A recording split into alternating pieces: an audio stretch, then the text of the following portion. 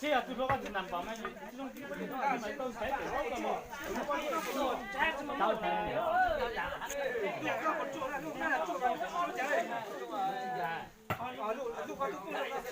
他谈了。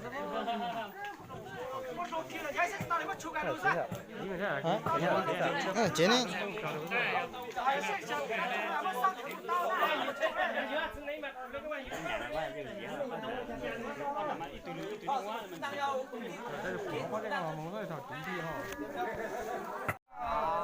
？nó cá là giá trôn Tốt tốt tốt.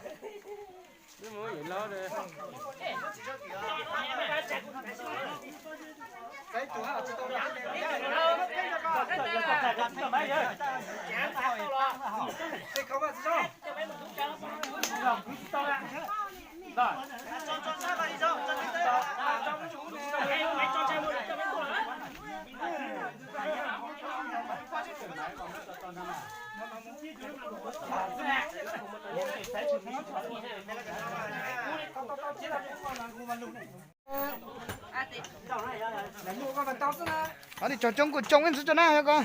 Đó. Trông mà chẳng trông, ô dùng mà nó bị tiêu thụ là nó sắp chạy ra. Ô dùng nữa. tôi điều ô dù ta cho con phụ nữ ô dù đó Đó mà đi chơi. Rồi đéo này, đuổi muốn ăn trong nó sẽ chán à? Đủ chó này muốn ăn trong cho em mà. Định sao?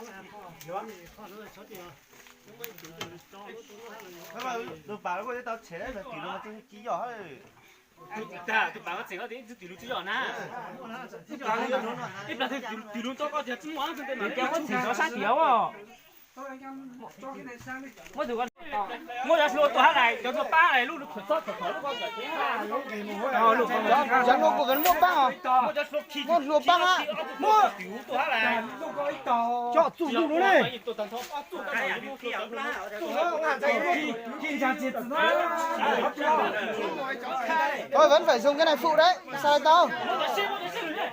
ở trên xe cái chỉnh chu Nó là một thành một thế tao tuổi à. Thì nó có kỹ tuổi là. ta要被整然后要被整trẻ xuống xe Tuyến đi rồi. giờ là ở đây là tiếng nhảy giang cho nó để đi chúng ta đi Ô tao giá để giá bé một số kilo nó cù chỉ mua chung mua chỗ khác này. Có này mà cù chỉ nó thế này. là cái chủ đề số này họ Rồi chỉ nó một cù chỉ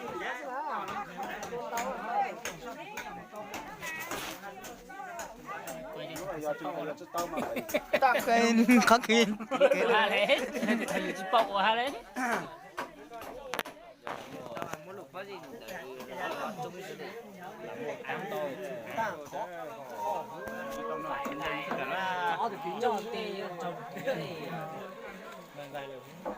chứ một áng à, giờ một áng mà nâng mình xây luôn à. Đặc cái mình áng tôm mà sẽ. Giờ một áng mà nâng tôm là chỉ xây luôn. Xây số cái nó máy số cơn mà sẽ xây hồi giờ số tết vào nó cơn rồi. À, xây luôn nó ta mà bị vùng. Kinh nghiệm hay đấy nên khi nó cứ Mất cho nó nhà lọc.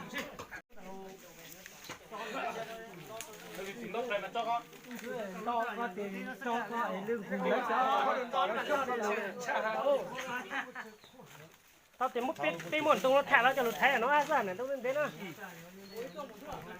à bố mình phải xuống là bố mất phải xuống mà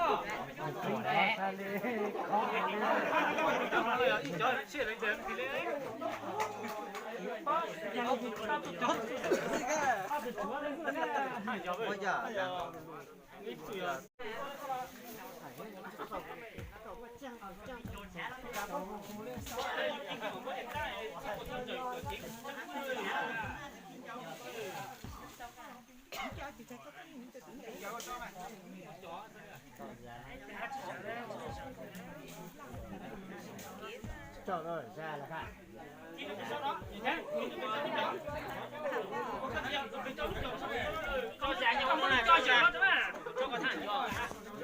Xa ra rất là ra.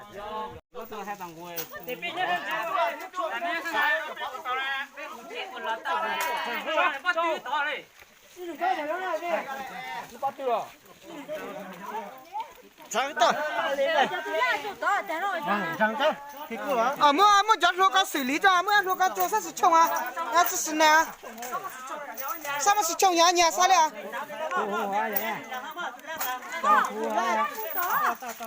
Có chừng nó trang sao? Tôi một thêm một tá.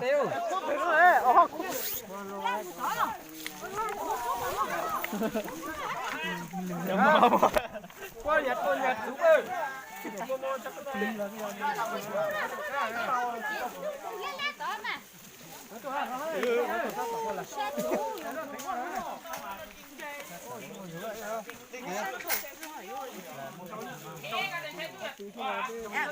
Đổi nó sát thôi. Cho này nhá, cho khô à. Đây, ô khô à, cái thấy cho đi nữa. thằng họ gì họ Nó chỉ mất lính hết đấy. Lên cho xuống nó.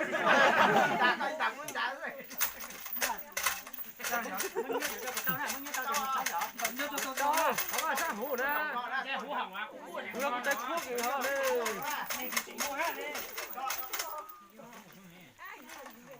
Mùa đó mà nó ăn nó cho tẩm mông đấy.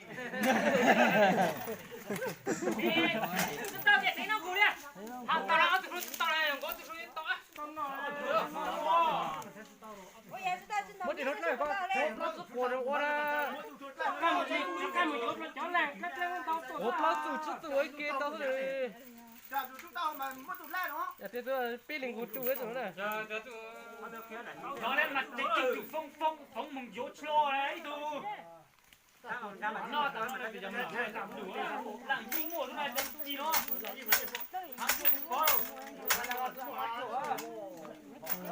bây giờ chúng tôi vẫn không này không một chút đuổi tu trong món mà má đấy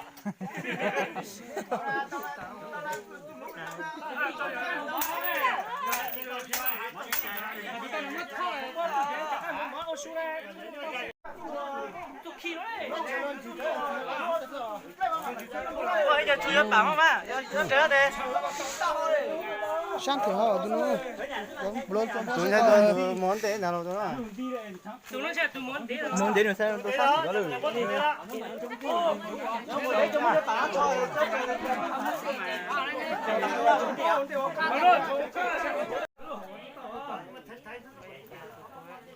cái lúc chờ tôi sáng cho hai chút giảm à Tôi lại thế này. sắp rồi mất chung luôn In是得开了路底，就是得顶肉了嘛。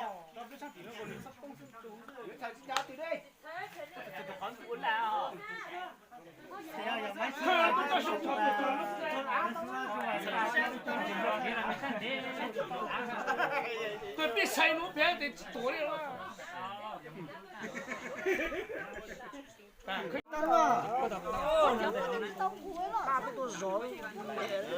Có lù chế, có chế, có khi ta có lù chế mà. Nhá này nó tao cái cứ để làm cái to cái to. Khi nó to bắt đi.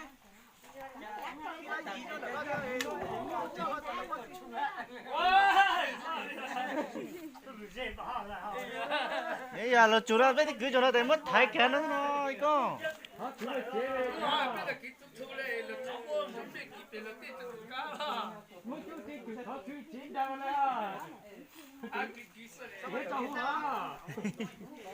khi tao được món rau đó luôn, thì tao được món rau luôn, khó con chả sai vô. Con chưa đi ở chính thì mà trời đất này.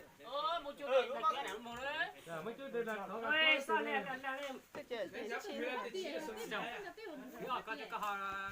người ta chịu tôi mất thì hai luôn á, cô ta. đây giá cứ mà Người ta chịu tôi mất thì hai luôn á. Chế nào vậy thì thấy nữa. Ép lại tao có chỉnh chắc cú này. Tôi có cút đá rồi đó à. Có nhớ bề cho cả chúa vậy thôi.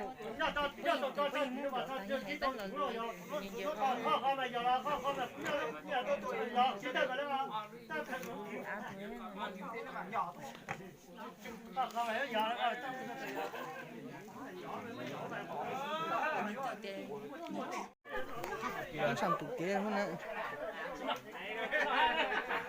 Tận dưới kia cơ. Xin chào phong phán tụ cái gì nó